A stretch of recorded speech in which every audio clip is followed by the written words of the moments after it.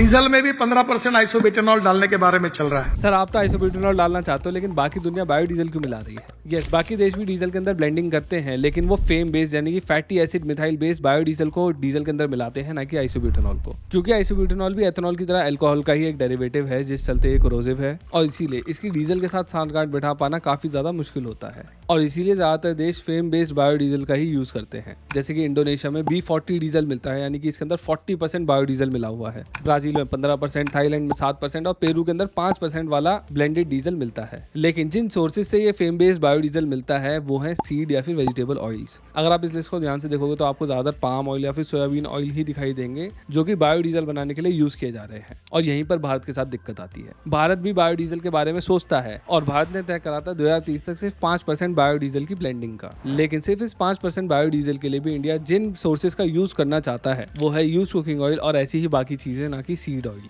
Bharat seed oils का इस्तेमाल इसलिए नहीं करता या फिर इसलिए नहीं करना चाहता है क्योंकि इससे भारत की फूड सिक्योरिटी को खतरा हो सकता है, क्योंकि हम already major chunk of seed oils बाहर से इंपोर्ट करते हैं। और जो हमने यूज कुकिंग ऑयल से बायोडीजल बनाने का सोचा था ना, वो कार्यक्रम भी पूरा नहीं हो पाता है ठीक से, क्योंकि जो हमारे हलवाई हैं वो एक ही तेल इतना ज्यादा यूज कर लेते हैं कि वो डीजल कार का इंजन ऑयल दिखाई देने लग जाता है, लेकिन फिर भी उनकी दुकान से बाहर नहीं निकलता। इसके अलावा सोर्सिंग भी ठीक दिखाई नहीं देती है। मतलब आपने कितने ही रेस्टोरेंट या फिर छोटे दुकानदारों से पुराना तेल लेते हुए किसी इंसान को देखा होगा। तो इसीलिए सरकार आइसोब्यूटेनॉल की तरफ जाना चाहती है। लेकिन मेरा सवाल ये है कि क्या हमें ये E20 की तरह बस डलवाना पड़ेगा या फिर हमें ऑप्शन भी मिलेगा?